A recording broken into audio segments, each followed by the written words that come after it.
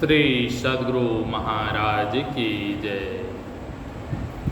रामचरितमानस सारस्वतिक प्रथम सोपान बालकांड।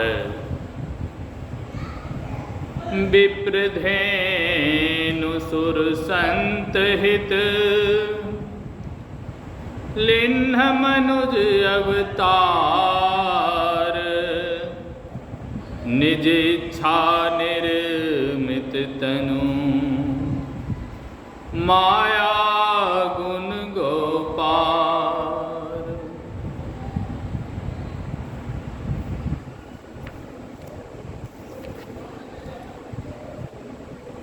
काकभु सुंडी संग हम दो मनुज रूप जानहि नहीं को। परमानंद परम सुख फूले अभी थे न फिरहि मगन मन भूले। उर मनिहार पदी की शोभा विप्र चरण देखत मन लोभा। सुख संदेह मोह पर ज्ञान गिरा गौतीत। दंपति परम प्रेम बस कर शिशु चरित पुनित। विप्रधेनु सुर संत हित लिन्ह मनुज अवतार।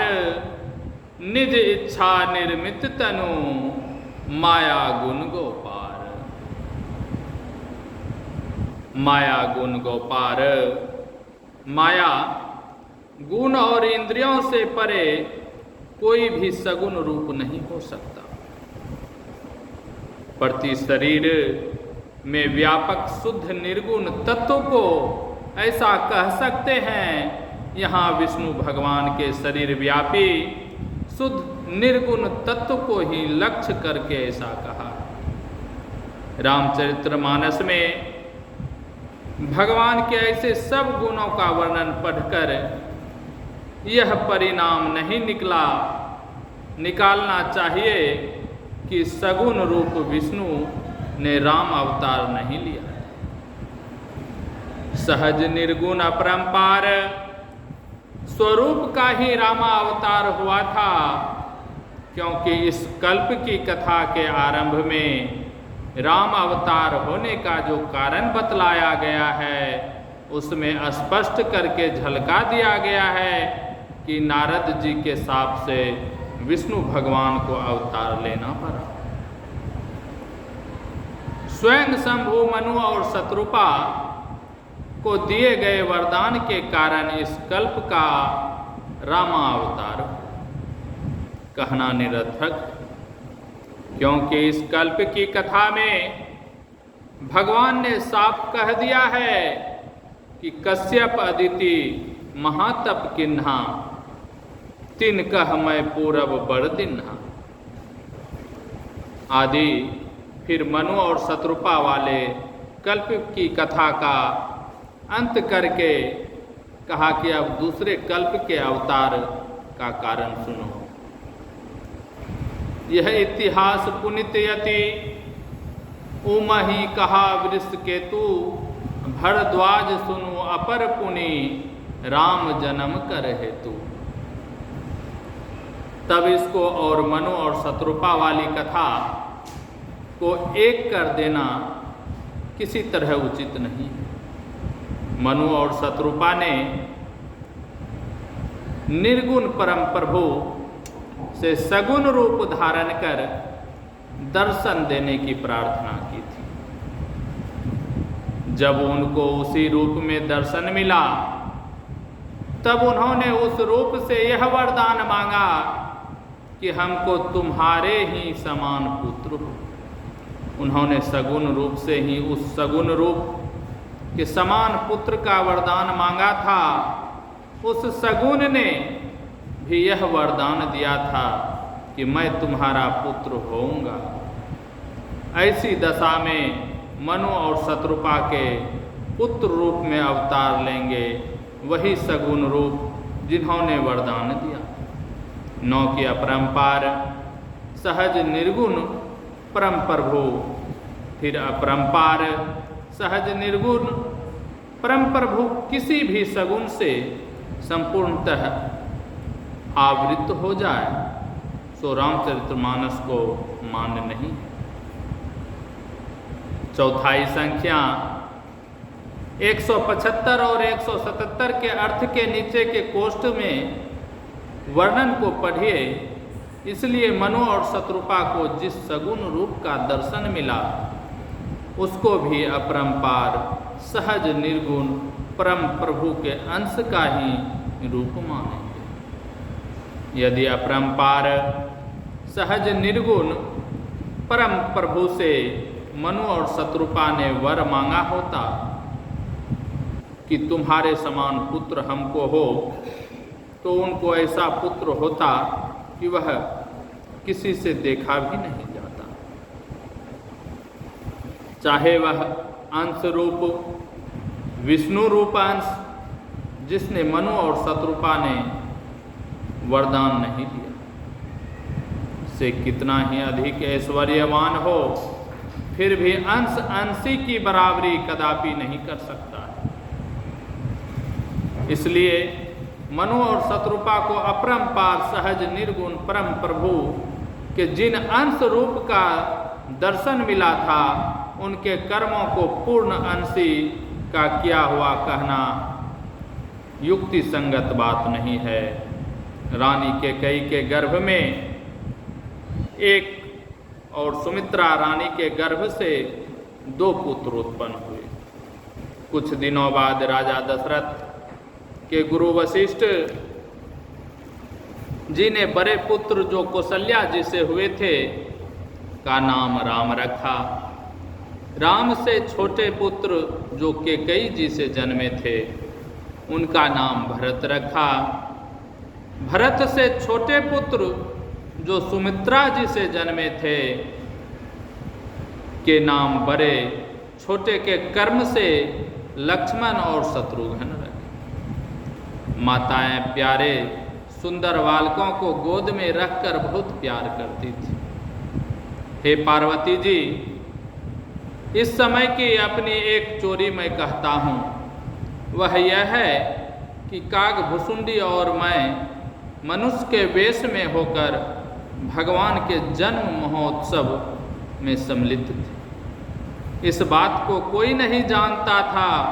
हम दोनों प्रेम के सुख में फूले हुए मन में मगन गलियों में भूले फिरते थे। कागभुसुंडी संग हम दो अमनुज रूप जानहि नहीं को, परमानंद परम सुख फूले अबिथिन फिरहि मगन मन भूले। चौथाई संख्या 219 से शिव जी और कागभुसुंडी जी का कितना गहरा प्रेम श्री राम जी के प्रति प्रकट होता है। श्री राम जी के जन्मोत्सव में इन दोनों का इतना आनंद क्यों हुआ? ये लोग तो परम भक्त एवं परम योगी हैं। ऐसे लोग जब तक अपने आराध्य ध्येय को प्राप्त न करें तब तक ऐसे प्रेम में विभोर हो नहीं सकते।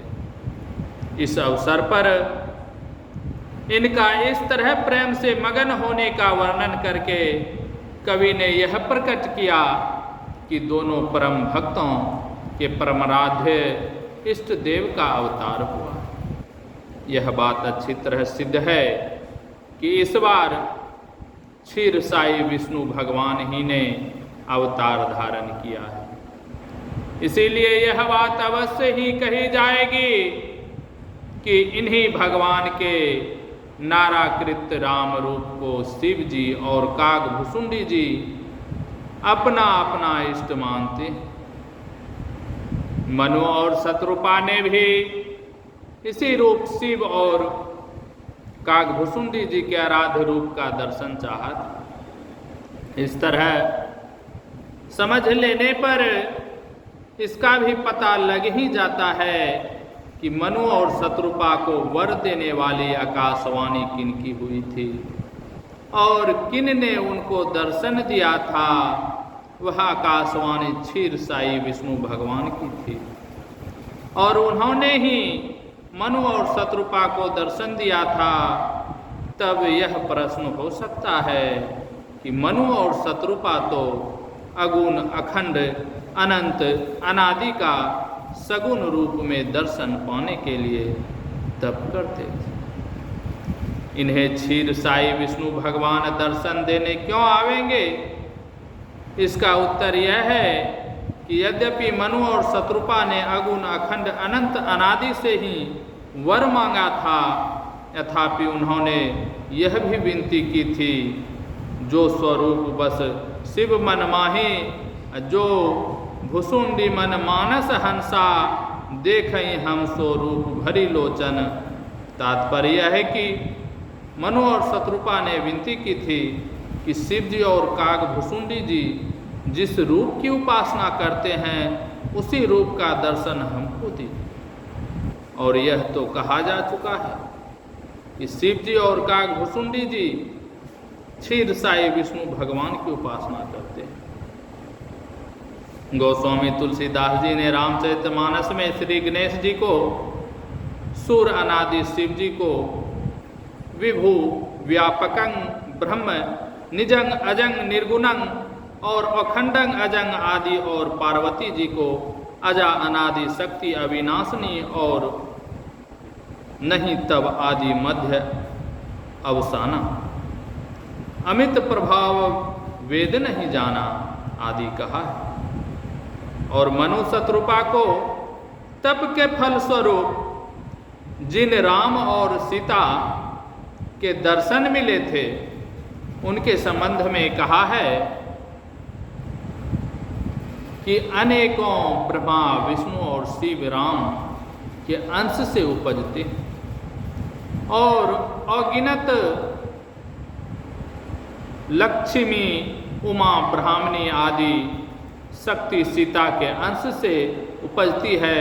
इससे समझ में आता है कि गोस्वामी तुलसीदास जी अज अनादि अखंड निर्गुण और आदि शक्ति इत्यादि परमोच्च गुण गण सगुण अंशी के लिए प्रयोग करते। उन्हीं गुणों को वे सगुण अंश के लिए तथा अपरंपार सहज निर्गुण रूप परम प्रभु के लिए भी प्रयोग करते हैं। तब दर्शनार्थी राम रूप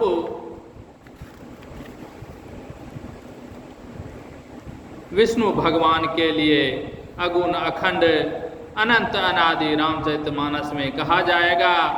यह कोई विचित्र बात नहीं है। व्यापक ब्रह्म निरंजन निर्गुण विगत विनोद, सोयज प्रेम भगति बस कौशल्या की गोद। जो व्यापक ब्रह्म निर्गुण निरंजन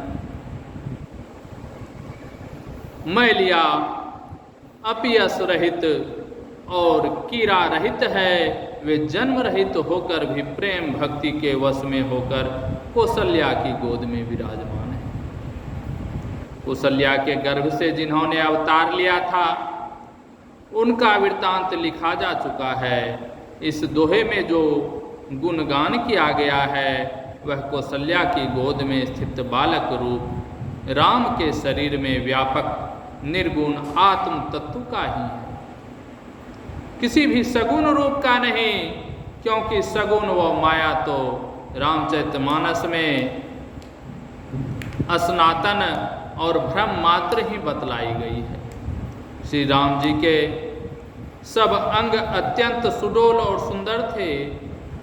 उनमें सुंदर सुंदर उपयुक्त आभूषण तथा कपड़े लगे हुए थे और उर्मनिहार दीपक की शोभा, विप्र चरण देखत मन लोभा।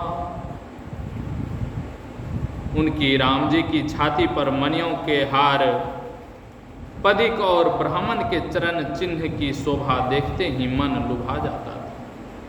पदिक एक गहना जो हृदय पर लटकाकर गले में पहना जाता है, जिसे जुगनू कहते हैं।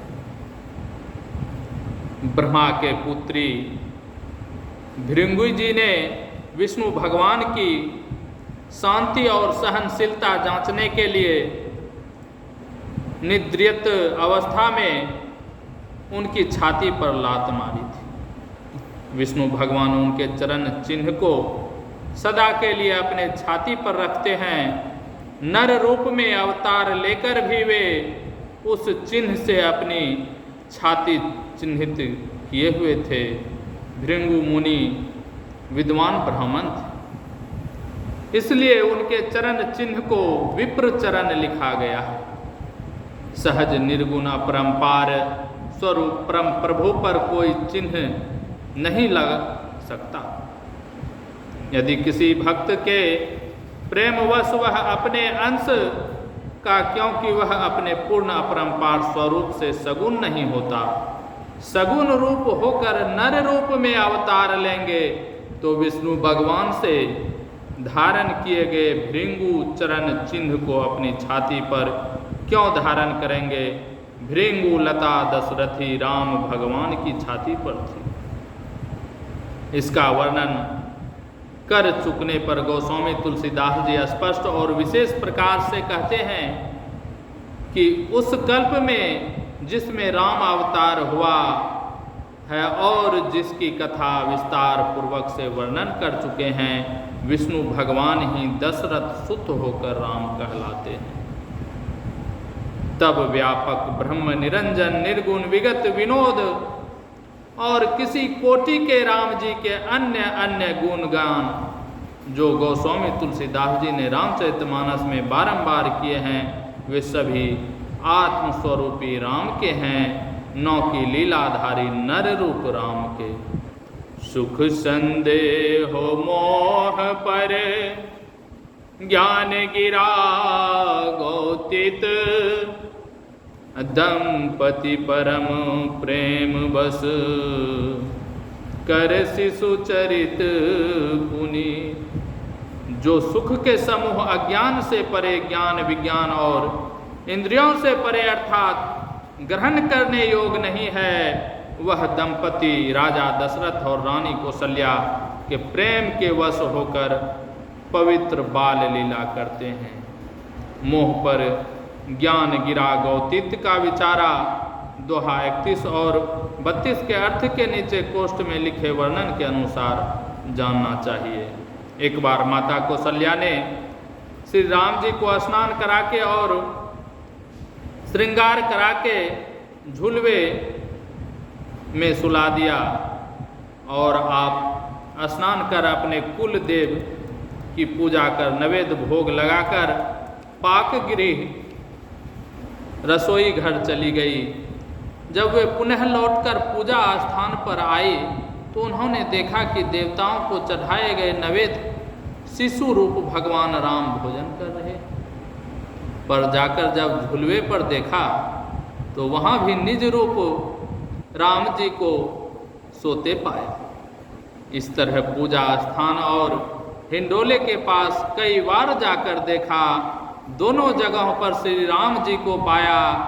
इस दृश्य को देखकर कौशल्या जी डर गई और कांपने लगी। माता की यह अवस्था देखकर श्री राम जी हंसे और माता को अपना अद्भुत रूप दिखाया। श्री सद्गुरु महाराज की जय।